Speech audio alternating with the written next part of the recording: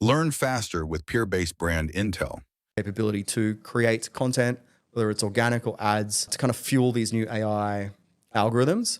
So I think they're the things I'd be watching out for. We obviously are a massive advocate of peer-based advisory and shared learning. That's why we built our community. So you don't have to figure things out yourself and waste your money or be dependent on a third party to tell you what's working. We kind of democratize that through our community.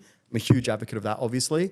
And that's how I think, a lot of people do like to get that so that's how I think a lot of people stay current is through learning through other brands versus being dependent on third parties. And there's a couple of the things that I'll be looking out for as well. I think it's really interesting because I like to go back and look at history and see if cycles come back. And if you look at like the 70s, 80s, and 90s, like good creative was really important. Like if you just go back and type in like creative ad campaigns in the 80s, they were out of control, like wild, epic stuff.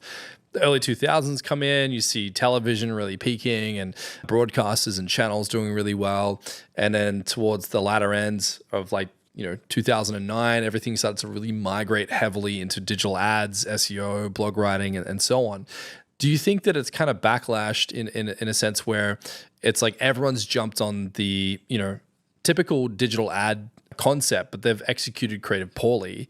So now you have an ocean of average or subpar creative, and the ones that are really creative are really standing out. Like, what's your take on it? Do you see it as like a cycle that's returned where it's like we want the creative stuff again because of how much noise there is? Like, what's your take on it? Yeah, I definitely think it's like quality of creative. I also think people with the advent of TikTok and Reels want to be entertained. And when I look at the